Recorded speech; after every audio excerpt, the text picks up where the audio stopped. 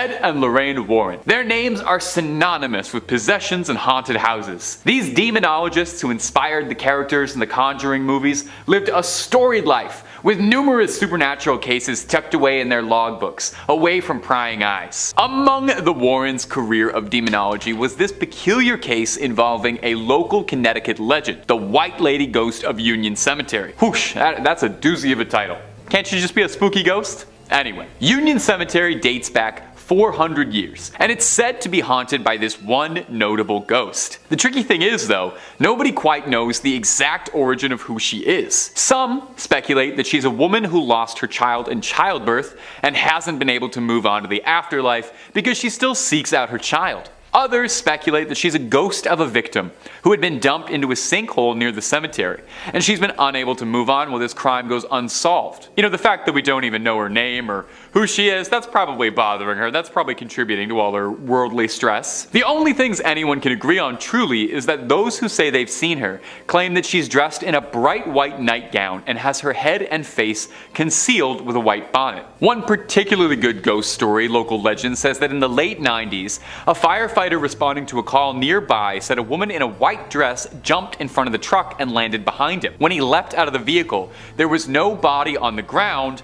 but a dent in the hood. Naturally, such a popular local ghost story caught the attention of Connecticut natives Ed and Lorraine Warren, and this never-before-seen footage was released by Tony Spera, their son-in-law, and it's Ed filming the cemetery looking for proof of the White Lady. We'll play some of it for you now so you can get your eyes on it and you can try to make out what's happening. Ed Warren claims that in the footage you can see the ghost walking behind him in the shadows and turning to look at him. Lorraine Warren once said this evidence was so important that it had to be locked away to be studied by the New England Society of Paranormal Research. And I don't want to pop anyone's balloon here. It looks to me like they locked it away because it's not really that impressive. I personally couldn't really see anything in this, but let me know down below if you think this is smoking proof of a ghost walking through the graveyard, or if it's just some blurry lights through the fog. And if you're looking for more ghost videos, stories about Ed and Lorraine, hauntings, possessions, exorcisms, and basically anything freaky, Top 5 Scary has all of that and then some on top of it. Click through, subscribe, and like, and I am certain you'll find something to suit your fears. Stay scared. Number 4. The Museum Tour. If you want to go to the world's foremost collection of haunted relics and cursed objects, there's probably no room more affected by evil than the legendary collection of the Warrens' Haunted Museum of souvenirs from their case files. Now sadly, as of this recording, the museum is currently closed down and hopefully reopening someday soon, but in the meantime, you can take a little digital tour. As this footage posted by the Warrens' son-in-law, Tony Spera, shows Ed Warren giving a guided tour of some of the more unique and memorable haunted artifacts resting in that Connecticut garage. Now the full video is definitely worth a watch if you're a fan of the Warrens, since it's about as close as you'll be able to get to walk around the museum these days. It's a full half-hour long of Ed Warren walking around, going into grand detail and recounting some stories about their more notable cases. Some shoutouts I'll include real quick include the witch Hannah Cranna, an old Connecticut legend, or the Conjuring mirror, which might sound like it has something to do with the movie series, but actually refers to a bizarre case where someone used the mirror in a ritual to try and summon a demon and ended up inviting a poltergeist into his house. Ed talks briefly on some of their favorites, their cursed dolls and toys, such as a dinosaur from the Devil Made Me Do It case, and of course, no visit to the Warrens Museum could possibly exclude mention of Annabelle, who's basically the star attraction of the place and probably why anyone knows who the Warrens are and what keeps the lights on for so long. Annabelle is shown under a tight lock and key as Ed goes over her history of how they brought her in and first found her and how they eventually contained her. He touches briefly on her protocol, how she has to always be locked up in a storage box behind glass, surrounded by rosary beads and doused in holy water in an effort to keep the evil inside of her tucked away. And just a quick little small aside here from me. If a spirit is so powerful and so malevolent that it's able to possess a doll and contain unspeakable evil and attack humans, how is it thwarted so easily by a little bit of glass? I mean, I guess it's still a doll, it doesn't get demon strength, but I didn't know the solution for dealing with demons is the same way you deal with like a dog that's being kind of troublesome. You just put something around them until they can behave. Anyway, moving on. Number 3, an exorcism. To some, the ultimate paranormal dream would be getting to ride shotgun with the Warrens on one of their cases, getting to experience the paranormal firsthand under the tutelage of those who have battled it their whole lives. It would be like if Obi-Wan Kenobi picked you up on some backwater desert planet and asked if you wanted to go on a great adventure with him. It would be awesome. Well, some people get to live their dreams every day. Like me, my dream was to stand in front of a camera and talk about ghosts all day long. A YouTuber by the name of Haley Reese got the rare opportunity to meet Tony Spera, the husband of Judy Warren, daughter of the family, and Lorraine Warren a bit before she passed away, and she got a blessed look into some never-before-seen footage of the pair of demonologists conducting some field work, namely an exorcism. Now, the person being exorcised, their name is Roberto, but they've been blurred out to protect their safety. Demon possession is one thing, but doxing is a whole other. We see Lorraine and Tony both fiercely conducting an exorcism, locked in a spiritual battle against the forces inside. We hear Tony asking for the demon's name repeatedly, not just because he's a friendly guy, he seems like he's pretty friendly, but because to properly drive a demon out of a host, you need to know its name. Well, just listen to what he answers with. It's gonna shock you. Beelzebub. Now, there's a bit of discrepancy whether or not Beelzebub and the devil are considered different entities. Depending on the text you're reading or the mythology, sometimes they are, sometimes they aren't. Either way, it's bad news. It's not something you would like to invite inside you. The worst part is if you're listening, apparently that's not even the only demon inside. It was like a clown car of demonic energy inside one guy. Now, thankfully, after a tough battle, they were able to get all the demons outside of him and hopefully banish them all away. Do you think it leaves like a weird taste in your mouth after you've had demonic possession? Like, when you wake up, like after having a nap and your mouth just feels weird? I feel like I need to brush my teeth a few times at least afterwards. Number 2, Annabelle on tour. Annabelle is the #1 name in cursed dolls. Sorry Megan, we love you, but Annabelle's got staying power and she's just been here longer. More movies too, although on a side note, I'm hoping they make more Megan movies. As such, Annabelle has become quite popular, with a lot of demand for the cursed toy, despite the fact that she's got a demon inside of her and is apparently very evil, and she should be kept under proper lock and key. Did you know that there was a significant enough demand for Annabelle that she tours? Yeah, you heard me right. Annabelle tours. And you know what? I think that's great. Girl, get it. You gotta get that bag, The movies made you a star, really propelled you to the world stage. It would be a shame to keep you locked up in Connecticut when your fans are waiting. A recent clip made the rounds on TikTok of a paranormal investigator, Eric Vital, transporting the allegedly haunted doll to take her to Paracon, a convention for ghost hunters and paranormal enthusiasts to break bread, swap stories, and pick up cursed goods. Founded in the Warrens' memory to carry on their legacy and establish a community of ghost hunters. Eric is part of the New England Society for Paranormal Research, the foundation created by Ed and Lorraine to further the development and research of the paranormal. Now, this short video of him unpacking Annabelle got all kinds of attention on TikTok, mostly from people wondering why you would want to take her anywhere, or why you would want to get your hands on her at all. I mean, inside the case she's carried in literally says, "Do not open under any circumstances." Now, Eric did understand this, and he assured that those who are worried that they take all the proper precautions, and that's not just putting Annabelle in a seatbelt. "We take this very seriously," he said.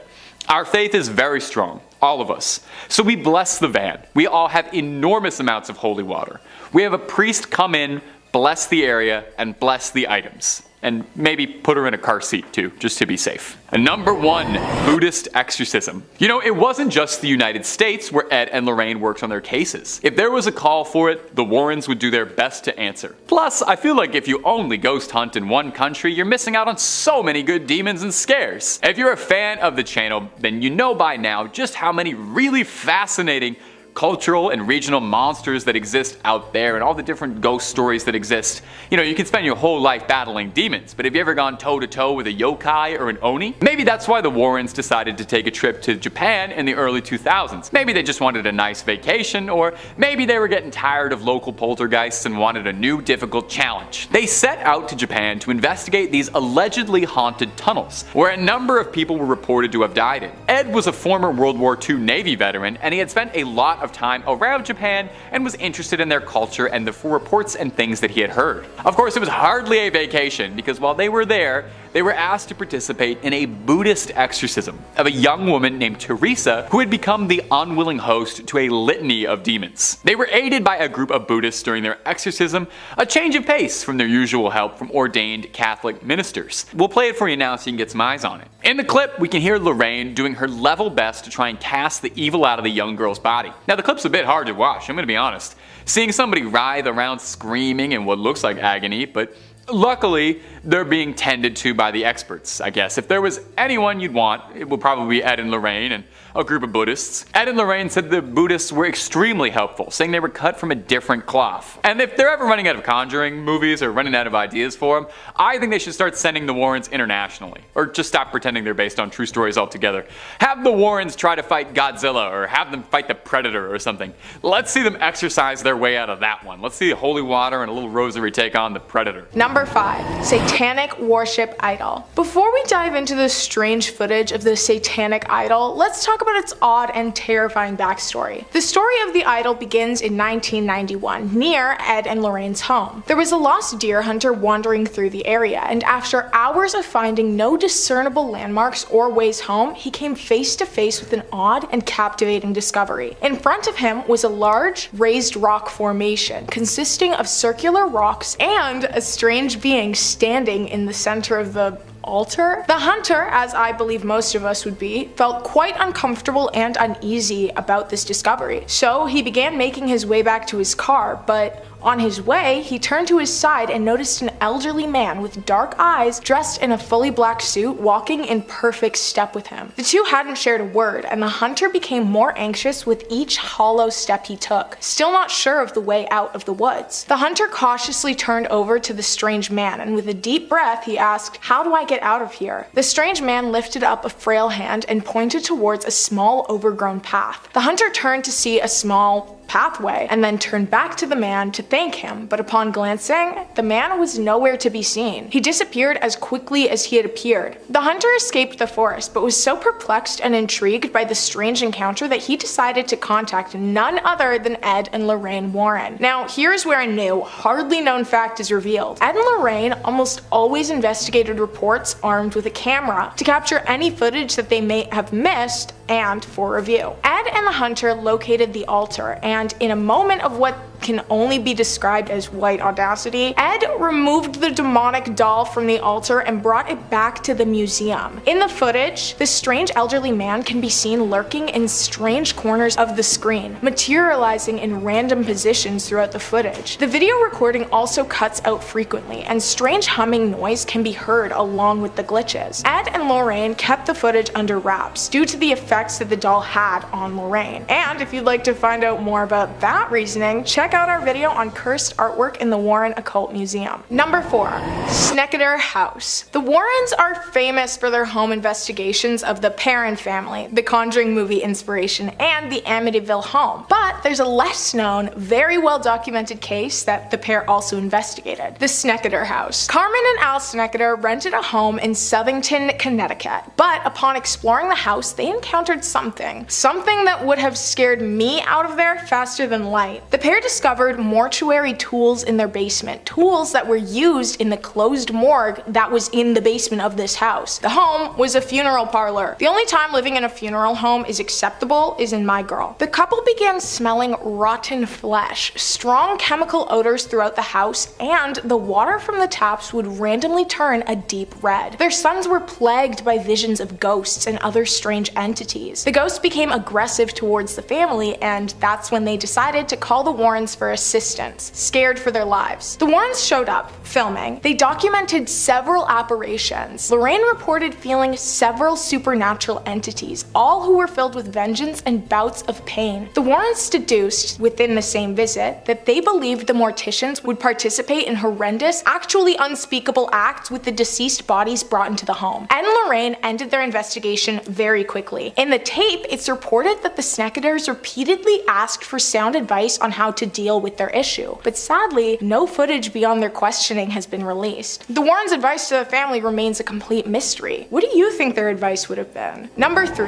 The black lace veil. Right in the middle, we're going to talk about an event that had many eyewitnesses and was likely captured in some degree by recording equipment. Following one of their public lectures, Ed and Lorraine Warren were approached by a young couple, Alan and Lonnie. Alan had brought Lonnie to the lecture because he suspected that she was under the influence of the occult. He described a disturbance. When Lonnie became angry, her features would morph and transform into a creature resembling a wolf, and an entirely different voice would emerge from her. Just as Lorraine joined the conversation, a shocking incident unfolded. Lonnie experienced an instantaneous possession and lunged aggressively at Lorraine, utterly terrifying everyone present in the room. Ed swiftly escorted the couple to a backstage room where Lonnie was fully under possession, her face distorted into the aforementioned wolf-like appearance. After about 10 minutes, the possession subsided and Lonnie revealed her disturbing experiences of memory loss and losing time over the past few months, which, as you know, are all very common symptoms of possession. Lonnie confessed that she had resorted to witchcraft after failing to win Alan's affections. She performed a ritual that involved a black lace veil and a crown of goat horns, renouncing her faith and swearing allegiance to Satan. In a month, Alan began showing interest, but the demonic entity had gained entrance into her life. Ed knew that Lonnie needed an exorcism and contacted a priest who arrived the same day. During the exorcism, the entity within Lonnie screamed in protest but was eventually separated from her, vowing to return to another. The Warrens took the black lace veil, goat horns, cup, and conjuring book for safekeeping to prevent repossession. However, the story of the veil didn't end there. Months later, during a meeting with another woman who manifested multiple personalities and inhuman entities, her gaze landed on the black veil. She clutched it, her features transformed, and she became an inhuman spirit. Ed, armed with blessed water, banished the demon a second and final time. Both of these events are said to have been captured on a tape recorder, as the Warrens frequently recorded their lectures. Number 2. The Haunted Pearl Necklace. The Haunted Pearl Necklace is also referred to as the Pearls of Death. This jewelry's effects are pretty obvious. The necklace is known as one of the most dangerous items within the Warrens Occult Museum, so yeah,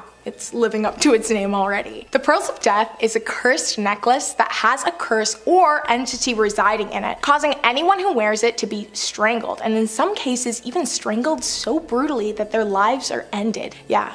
Death by a necklace. I'm starting to rethink my stance on that gorgeous blue diamond necklace. If you know, you know. It's an inside joke. Only my faves know what I'm talking about. One of their former owners commonly reported being choked while wearing them, even waking up with red marks on her neck after sleeping in them. The pearls are also extremely difficult to remove. Well, they're difficult to remove from the living. Ed and Lorraine Warren kept these pearls heavily guarded and surveyed, and if you're like me, the word surveyed raises excited alarm bells. That's right. Within the museum, several security cameras are placed, which not only protect the artifacts, but also monitor any strange activity. In one surveillance clip, which was privately distributed by an anonymous source who had regular access to the museum, revealed a myriad of strange activities surrounding the pearls. The video captures the pearls vibrating ever so slightly before a small light emanates from them, and a dark shadow quickly shifts towards the ground, as though it was water flowing out of the pearls. These events repeated night after night, typically around 4:24 a.m., with the effects being weaker the further away they get from the stated time. Whether Ed and Lorraine were aware of the footage being leaked to a select group of people, they never addressed it. They didn't even deny it. I suppose they figured ignoring the footage completely would decrease the interest in it, and hey, they were right. I'd never heard of it until now. Number 1. White Lady of Union Cemetery. You guys know how I feel about the naming. Come on, be more creative. The White Lady? Guys, just please try a little bit harder. Anyway, the White Lady is the name of the ghost that haunts the Union Cemetery in Connecticut. The legend surrounding her origin varies, but there are several points that consistently align to create an accurate backstory. She's thought to be the ghost of Harriet Seeley, who searches for her deceased son throughout the graveyard. It is also widely agreed that she wears a bright orange dress. No,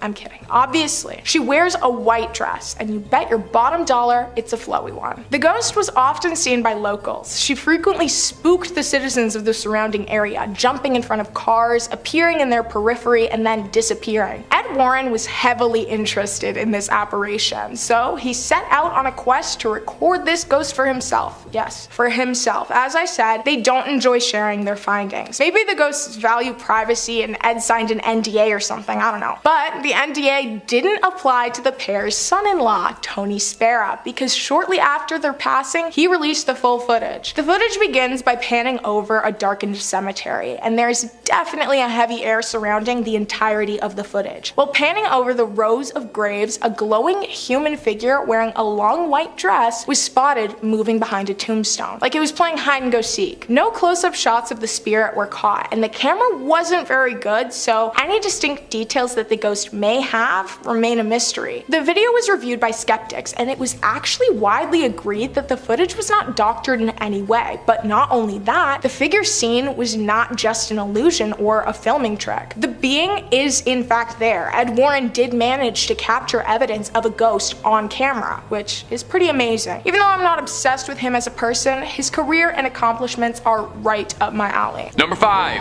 Annabelle. Well, it wouldn't quite be a video about the Warrens without Annabelle. Do you ever wonder, did they ever thank her for all the good publicity she gave them over the years? Now, by now, I'm sure all of you are very familiar with the tale of Annabelle, the haunted doll that Ed and Lorraine kept captive, and probably the most famous case the two of them were involved in. They say that the Amityville Horror was their most famous case, but they made 3 spin-off movies just about Annabelle, so she's pretty big shakes. It was given to a nursing student as a gift from her mother, and within days it turned bad. Notes would appear around the house, scrawled in blood, that read out terrifying messages like, "Help me." It allegedly lunged at the girl's boyfriend one night, grabbing him by the neck. And after that, Ed and Lorraine were called in. I mean, as soon as a toy in your apartment starts trying to choke you out, yeah, definitely get some outside help. They called in to help exorcise the demon inside Annabelle. Now, in the end, they kept her locked up tight, surrounded by rosaries and holy water to ensure the demon inside can't harm anyone anymore. Now, while the stories inspired by Annabelle have gone on to big, great things, and the fictional Annabelle has enjoyed quite the career as a movie star, the real Annabelle is still locked away to keep that evil dormant. In this recently released footage, we're treated to some up-close and personal glamour shots of Annabelle in the flesh, or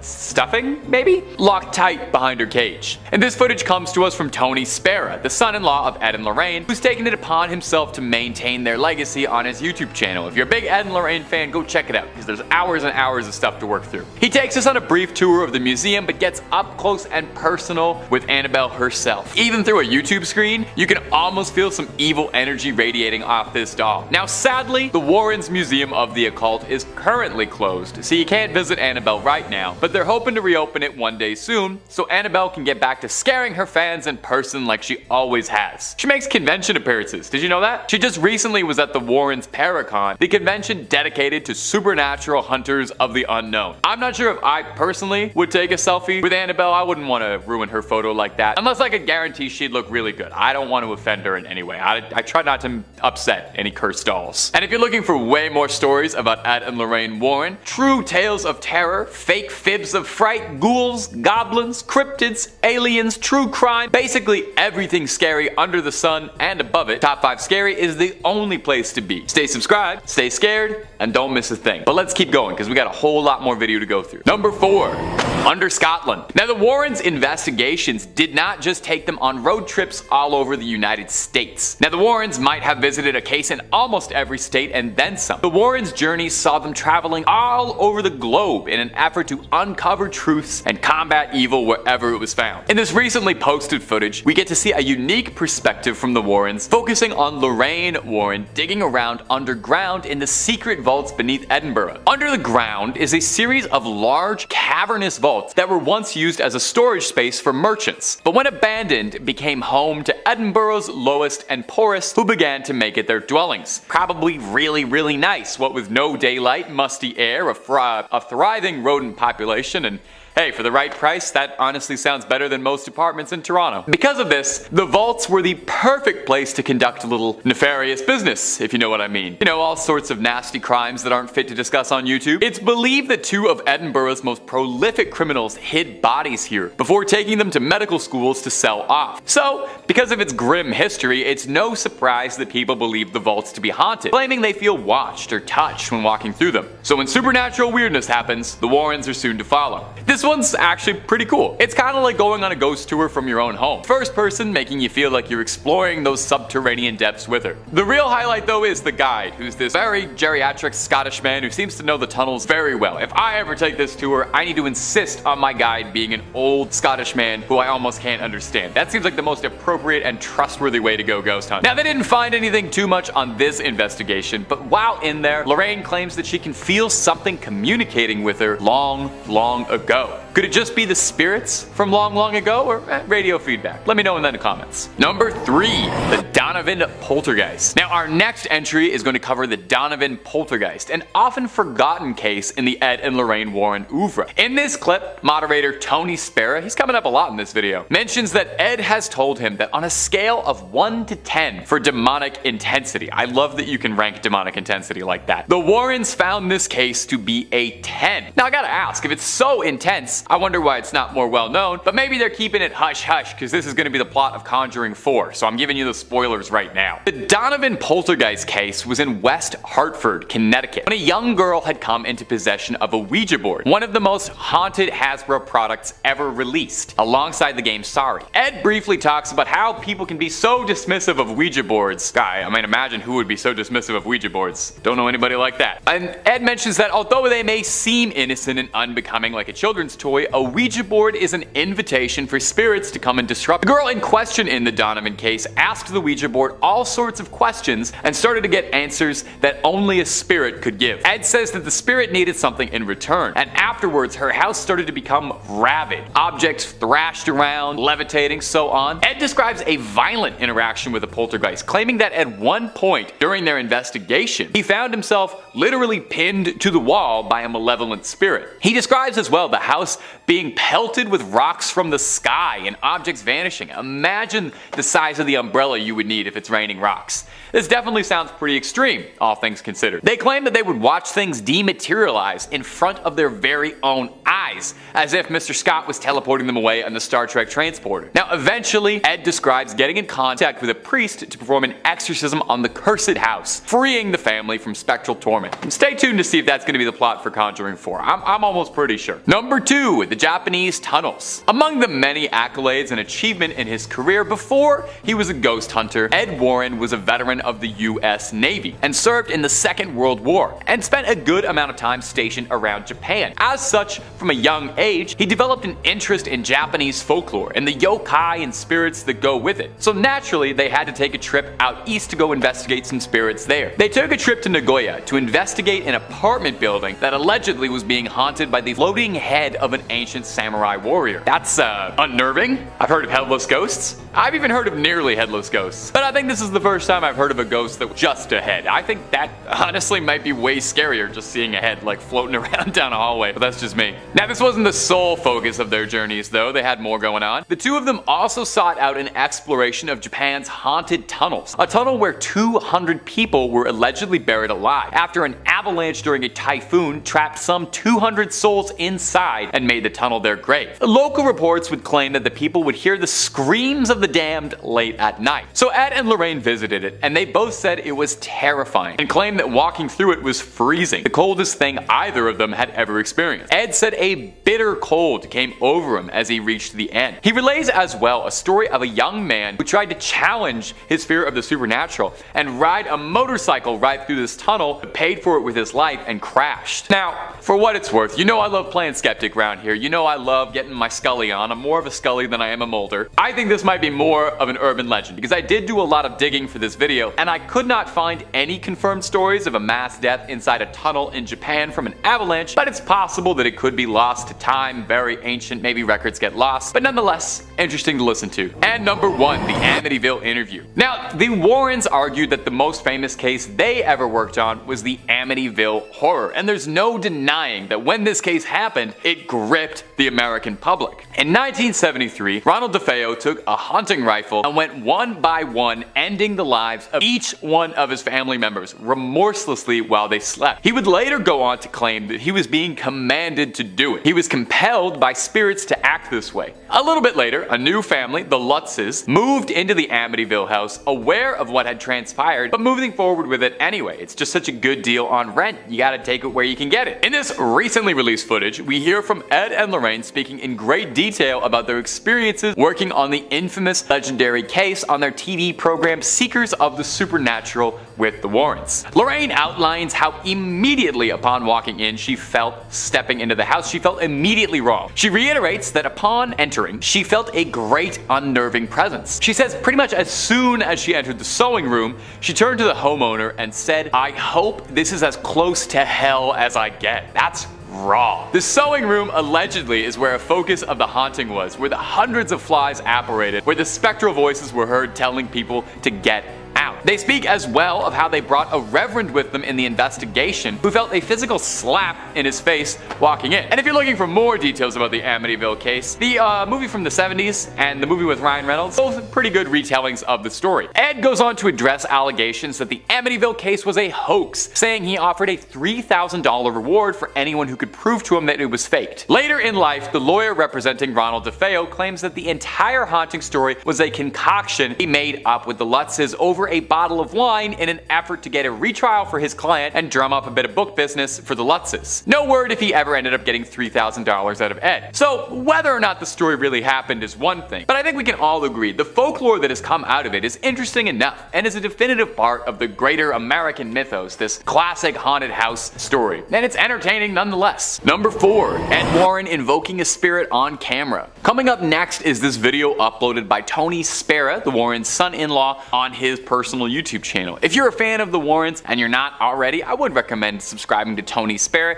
He puts all sorts of Warren related clips up on the channel and it's fun. Now, it's hard to say much about this particular video because it was uploaded without a whole lot of context. The video doesn't really mention a date, a location, or a case, or anything else like that. It's a bit troublesome because the Warrens have said to have worked on hundreds of cases over the years, so this could be any one of them, or maybe it's just one of the lesser, less exciting cases that got pushed to the side. They can't all get made into movies, Now, in the video, we can see Ed filming what looks like a fairly normal 70s living room, although the room is definitely haunted. You can tell right away from that liminal yellow wallpaper color. You can hear Ed Warren yelling out the name of Jesus Christ in an attempt to provoke the spirit into appearing. It's said that during an exorcism, to get a spirit or a demon or a ghost to reveal itself, you need to invoke the name of Jesus Christ, put a little fear of God into him. After about a minute of some serious invoking, it seems like Ed is finally getting through to the spirit because we see the table and chairs slide across the ground as if they're being pushed backwards by some incredible invisible force. Now, we don't really see anything more exciting or spiritual than the chairs and tables getting pushed, but that's pretty exciting nonetheless. There's not a ton of footage from the Warrens while they were, working the field, so it's pretty exciting to see whenever we get opportunities like this though. Of course, I do hear you saying this could just be faked. So is this the footage of a ghost caught on camera, or is this nothing more than a faked video to drum up some attention back in the day, like an original CGI hoax video on TikTok? Number 3, driveway alien. Ed and Lorraine Warren got involved in all sorts of things. It's said that they've tussled with vampires, with werewolves. Now, we don't have it on 100% authority that they ever encountered aliens, but they definitely could have. They researched everything. So let's take a look at this weird video of what looks to be a visitor from another world touching down on the driveway. You wouldn't expect aliens to make first contact in Colorado, but hey, here we are. In this video, we can see a really scrawny little creature walking up and down Vivian Gomez's driveway. The creature had people talking because, well, take a look at it. Just what is it? It almost looks like it's got giant ears flopping around when it moves, and I'm not gonna lie to you, it reminds me a lot of Dobby from Harry Potter, so maybe he just got a sock and he's just celebrating his happiness and he's excited to be free. The woman whose driveway caught the security footage, one Vivian Gomez, had this to offer when she posted it on Facebook. So I woke up on Sunday morning and saw this on my camera, and I'm trying to figure out what the heck. First, I saw the shadow walking from my front door, then I saw this thing. Has anyone else seen this on their cameras? The other 2 cameras didn't pick it up for some reason. Sadly, her security camera only films for about 10 seconds or so, so this is the only footage that she was able to capture of this mysterious driveway creature. Gomez clarified for everyone that whatever it was wasn't her son. Okay, we weren't thinking that, but now we're definitely not thinking that, because she doesn't let him out by himself that late, although That opens up a lot of questions. She saw something strange running around her driveway at night and considered the possibility that that might be her son. Like I said, I'm pretty sure the most likely possibility is that this is a freed house elf excited for the future, or a very confused alien. Could be an alien that just touched down. Maybe a Terminator traveling through time. That's why it looked naked. Gang, you let me know what you think what this mystery monster could have been down below. Number 2, Jharkhand. Coming up next is a clip out of India that went viral last year and captured the attention of paranormal enthusiasts, alien hunters, and skeptics alike. I like when you can get everybody all in together and like that. You see something weird on camera, we're like, is this an alien? Is this a ghost? Is this a demon? I'm not sure, but let's all take a look at it. A strange humanoid-like figure was spotted walking across the road in India, confusing everybody. Whatever it was filmed walking alone steadily on a bridge at night in Jharkhand in eastern India, staggering around through the night. Now the thing looks human, and my brain initially is like, yeah, that's a human. But the more you look at it, the more you start to wonder if maybe, just maybe, this might have crawled out of something. This creature is gangly, and it has these long arms and long pale white skin and very skinny, and it looks like something out of Silent Hill. Motorcyclists were swerving out of the way of this figure, which stops and stares at them for a bit before continuing to stroll onwards. Now naturally, this got people talking, because it's not every day you see a terrifying pale figure like that. More than a few people suggested that it could be an alien walking around the streets at night, explaining why it seems so confused. Others suggested that it could be a ghost, which would be pretty spooky.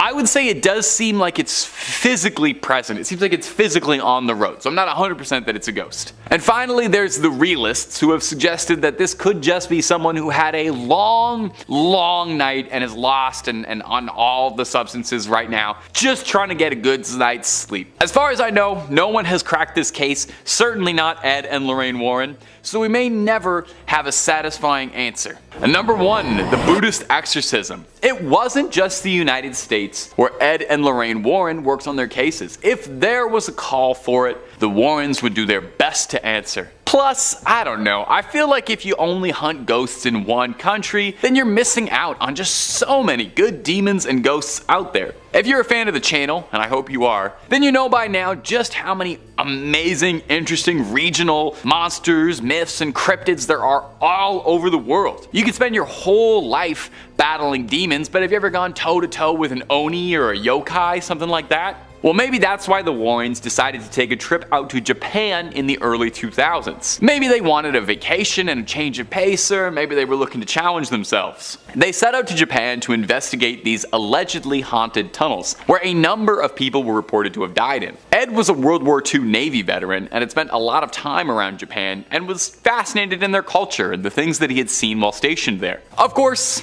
hardly a vacation, because while they were there, they were asked to participate in a Buddhist exorcism of a young woman named Teresa who'd become the unwilling host to a litany of demons. They were aided by a group of Buddhists during the exorcism, which is probably a change of pace from their usual ordained Catholic ministers. In the clip, we can hear Lorraine doing her level best to try and cast the evil out of the young girl's body. The clip is a bit hard to watch, and that's coming from someone who watches ghost videos literally every single day of his life. You're watching someone writhe around screaming in what looks like agony.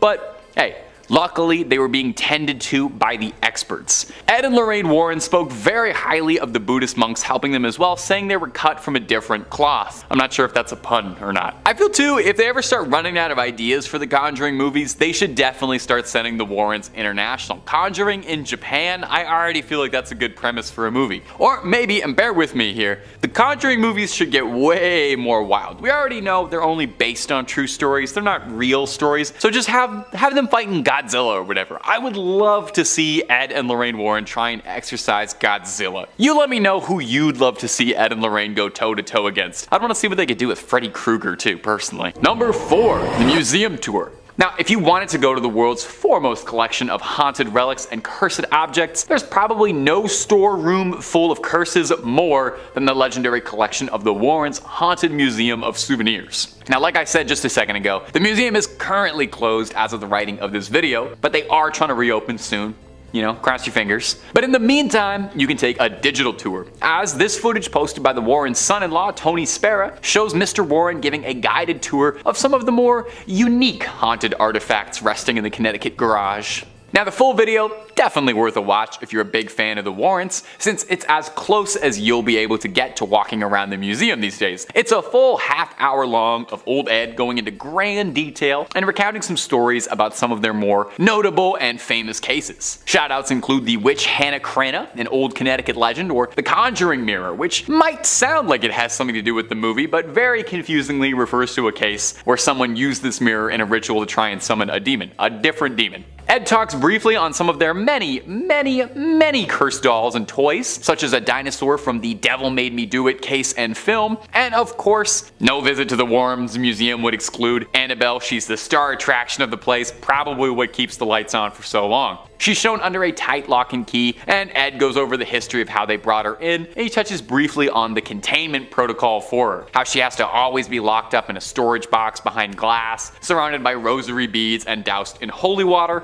in an effort to keep the vile spirits tucked away. A small question: if a spirit is so powerful and malevolent that it's got this unspeakable ancient evil that attacks humans, wouldn't it be stronger than a pane of glass? Wouldn't it be stronger than a thin little thing of glass? I guess it's a doll, but I didn't think the solution to ultimate evil was to just put like a fence around it. That's what you do when like a dog is getting into stuff that you don't want them to get into. You just fence them out a bit in the backyard. Dogs, haunted dolls.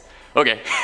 Number 3, the Shadow Doll. And coming in at the number 3 spot for today is going to be this footage of the Shadow Doll. When you first enter the Warrens Haunted Museum, be it digitally or physically, one of the first things you'll see is this frightening little doll, affectionately dubbed the Shadow Doll. The Shadow Doll, that's fun to say. It's made of bird feathers and real human teeth. Lovely, those are some of my favorite ingredients. Now, it's currently owned by Tony Spera. He offers a bit of insight into the doll's history, saying it was originally acquired at an antique shop where it was sold with the owners of the shop completely oblivious to the doll's cursed energy. I don't buy that at all. What do you mean oblivious to the doll's cursed energy? Somebody came to you and sold you a doll made of bird feathers and human teeth, and your first instinct wasn't to douse the thing in holy water and kerosene for good measure? I know pawn shops ain't exactly the classiest place around, but you gotta have some standards, right? You gotta be able to recognize evil. There are very few dolls with human teeth that aren't evil. Spera claims the doll has an insidious curse inside it. Oh, wait, no, sorry, the Warrens weren't insidious. Anyway, the curse says that if you take a photograph of the doll, and when it develops,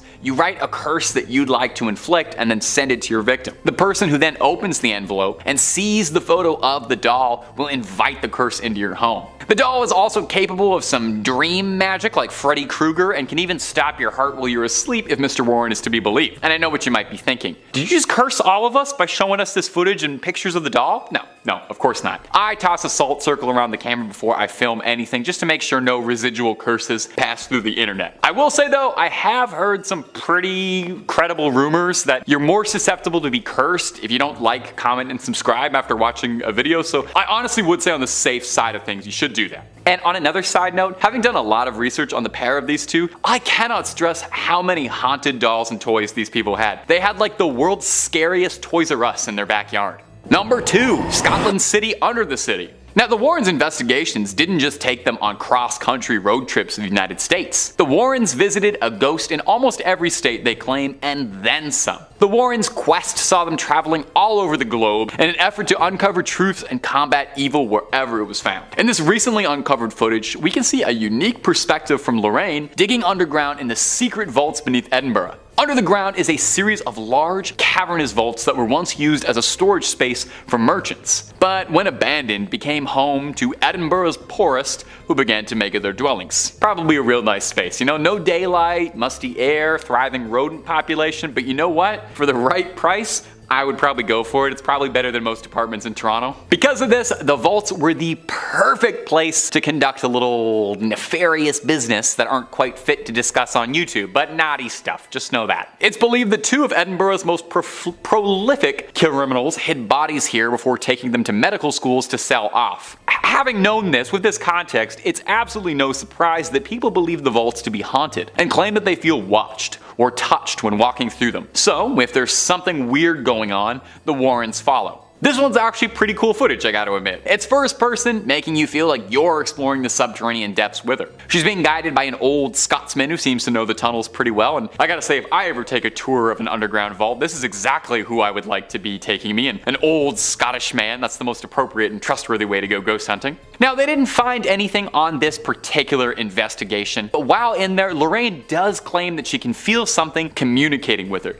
Could it be spirits from long ago reaching out to Lorraine Warren, who claimed she had an extrasensory gift? Or maybe it was just kind of cold down there. And number 1, an exorcism. To some, the ultimate dream would be getting to ride up in the front seat with Warrens on one of their cases, getting to experience the paranormal firsthand under the tutelage of those who claim to have battled it their whole lives. It would be like if Obi-Wan Kenobi asked you if you want to go on an adventure with him. It'd be awesome. Well, hey, some people, they get to live their dreams every day. Like me, my dream was to stand in front of a camera and endlessly talk about ghosts and goblins, and it really is just the best. But a YouTuber by the name of Haley Reese got to live her dream when she met Tony Spera, the husband of Judy Warren, the daughter of the family, and Lorraine Warren, a bit before she passed away. She got blessed with a look into some never-before-seen footage of the pair of demonologists conducting fieldwork, namely an exorcism. Now, the person in the video has been blurred out to protect their safety, as, you know, it's one thing to be possessed by a demon, but doxing, whole other. We see Lorraine and Tony both fiercely conducting an exorcism, locked in spiritual warfare against a demonic force. We can hear Tony asking for the demon's name repeatedly, not because he's a friendly guy trying to make conversation, but because in order to properly drive a demon out of a host,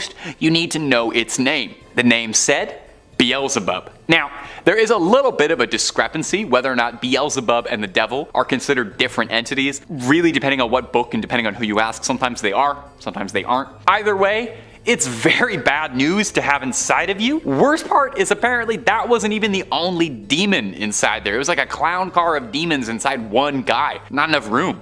Luckily, the pair was able to get all of the demons outside of them and banish them away. Does anyone wonder, does it leave like a weird taste in your mouth after you've had demonic possession? I feel like there's an aftertaste, you know? I definitely feel like I would need to brush my teeth afterwards, I think. In second place, we have the Amityville Horror. On November 13th of 1974, Ronald DeFeo Sr., his wife, and 4 of their offspring, Dawn, Allison, Mark, and John, had their lives ended by a firearm inside their home in suburban Amityville, New York. And at the time, homicide detectives claimed it was the largest number of victims in a single slang on Long Island. The deceased were found in their nightclothes and were shot in the back, apparently while they were asleep. There were no signs of a struggle inside the home, where a sign hanging outside the main entrance read, "High hopes." Sure. The killings were reported by the only surviving member of the family, the oldest son, Ronald. He told the police that he arrived at the home shortly after 6 p.m. but found the front door locked, so he crawled into the house through a window and stumbled across the icky scene. He later confessed that he had ended the lives of his family around 3:30 a.m., acting out the scenes for detectives as he described how he took out his family one by one, with the weapon eventually being found in Amityville Creek. Ronald's trial began in October of 1975. His defense attorney, William Weber, tried to make a case that the defendant, who allegedly heard voices, was innocent by reason of insanity, but the court eventually sentenced him to 6 concurrent 25-year to life sentences. Try saying that 5 times fast.